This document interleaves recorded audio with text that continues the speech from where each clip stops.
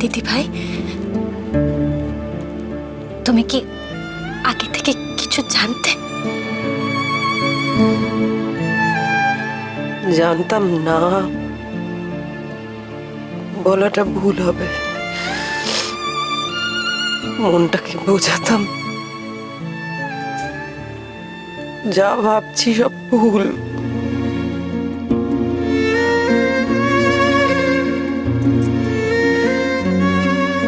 কিন্তু সবারই তো ইচ্ছে করে বলো একটু ভালো থাকতে। সব সত্যি কি মন মেনে নিতে চায়?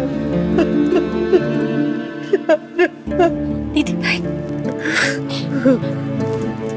দিদি ভাই, তুমি খুব ভালো থাকবে, আমি বলছি। আমি আছি তো, তোমার তোমার সঙ্গে আছি আমি, তুমি খুব ভালো থাকবে। এতদিন কেউ জানতো না, তাই বর্দা নিজের মর্জি মতন কাজ করেছেন। বোঝাবো ওনাকে, আমরা দুজনে মিলে বোঝাবো। যার এমন ভালো একজন স্ত্রী আছে, সে কি করে? ব্যাস,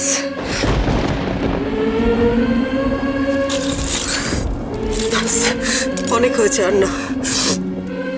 তুমি যাও এখন এখান থেকে। কিন্তু এটা আমার জীবন, তুমি আমার জীবনের সঙ্গে জড়িয়ে পড়ো, আমি চাই না।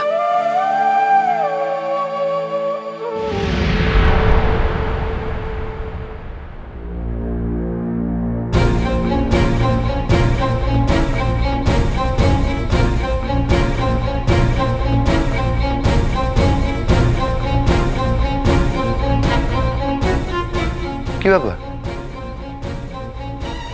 তোমরা এখানে এভাবে বসে? অপেক্ষা করছি রে। কার জন্য? মেজো গুগা,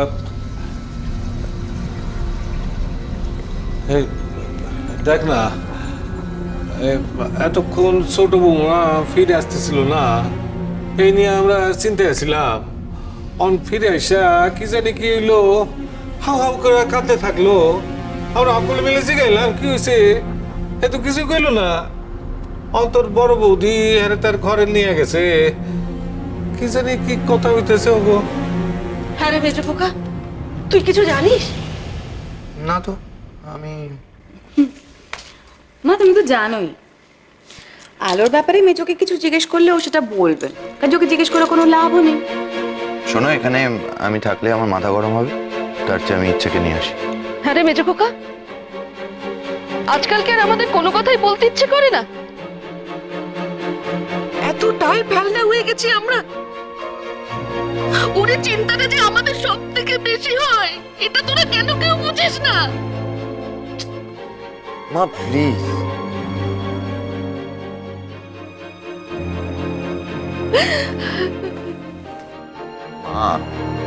ও মা প্লিজ কেঁদো না। আচ্ছা তুমি শোনো আমার কথা, দেখো আলো হয়তো বড় বৌদির সাথে কোনো ব্যক্তিগত কথা বলছে, তাই এখানে সবার সামনে হয়তো।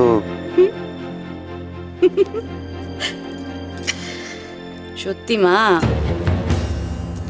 বাবা তোমার একটা কথা বলি, এই বাড়িতে তোমার এই মেয়ে ছাড়া বাকি প্রত্যেকটা ছেলে মেয়ে, ছেলের বউ, প্রত্যেকেরই কিছু না কিছু ব্যক্তিগত জিনিস থাকে, আর সেই ব্যক্তিগত কথাগুলো শুনলে তোমরা ভিমরি খেয়ে। দিদি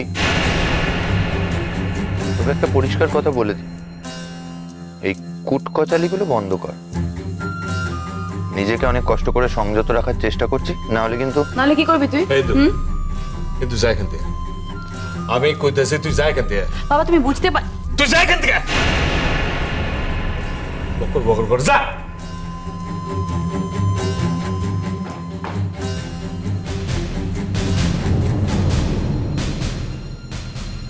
ওর কথা বাদ দে মেজো কোকা। শোন, আমার আর তোর মায়ের কথা ভাইবা, তুই যদি কিছু জানিস তো ক। বাবা, সৌরভ চায় আলোকে নিয়ে একটু বেড়াতে যেতে। আমার মনে হয় বড় বৌদি এই বিষয়ে আলোর সাথে কথা বলছে। আর তোমরা তোমরা প্লিজ এত টেনশন করো না। সত্যি? হ্যাঁ, জানোই তো সৌরভ আর আলোর সম্পর্কটার কি অবস্থা। এখনো কেমন যেন একটা বাদো বাদো ভাব। একদমই তাই। বড় বৌদি চায় যে ওরা আস্তে আস্তে এগুলোকে কাটিয়ে উঠুক, সুখী হোক। সেদিন তোমার বড় ছেলে আর বড় মেয়ে মিলে আলোকে যে অপমানটা করলো, তার ফল কাকে ভুগতে হলো? সৌরভকেই তো। আচ্ছা বাবা, ওরা কি চায় না যে সৌরভ ভালো থাকুক, সুখী থাকুক?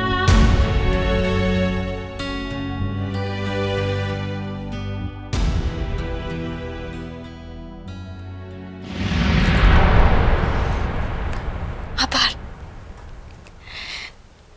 আবার তুমি একই কথা বলে আমাকে আটকাচ্ছ। তুমি তো বলেছো দিদি ভাই, সবারই ভালো থাকতে ইচ্ছে হয়, কিন্তু মনকে ভুল সান্ত্বনা দিয়ে, মিথ্যে সান্ত্বনা দিয়ে কি ভালো থাকা যায়? সে যন্ত্রণা তো আরো কষ্টে। দিদি ভাই, তুমি যাকে ভালোবাসো তাকে কাছে পেতে ইচ্ছে হয় না?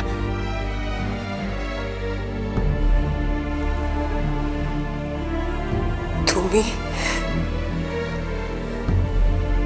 তুমি এই কথা বলছো আমায়? আর তোমাকে যে ভালোবাসে তাকে তুমি কেন কাছে টানছো না আলো? মানে গোটা পরিবারকে নিয়ে তোমার মাথা ব্যথা। তোমার বড়দাকে ফিরিয়ে আনার জন্য তুমি অস্থির হয়ে পড়েছো কেন? আমি কষ্ট পাচ্ছি বলে। আর ছোট্টা করবো তার কষ্টটা কি হবে? শুধু সেই পর, সেই শুধু নিজের লোক নয়। এইসব কথা কেন বলছো তুমি? আর কতদিন আলো, আর কতদিন নিজেদের সম্পর্কটাকে এভাবে অবহেলা করবে তোমরা? এই বাঁধনকে এভাবে এড়িয়ে চলা সহজ নয়, অস্বীকার করা সহজ নয়। তুমি কি আমাকে দেখেও সে কথা বুঝছো না? এত কিছুর পরও আমি কি তোমার বড়দাকে ছেড়ে চলে যেতে পারছি? ও অন্যায় করেছে এটা জেনেও আমি কি নিষ্ঠুর হতে পারছি আলো? পারছি। ছোট্টা করবো, ও তো কোনো দোষ করেনি আলো। তাহলে কেন তুমি ওর সঙ্গে এরকম করছো? কেন?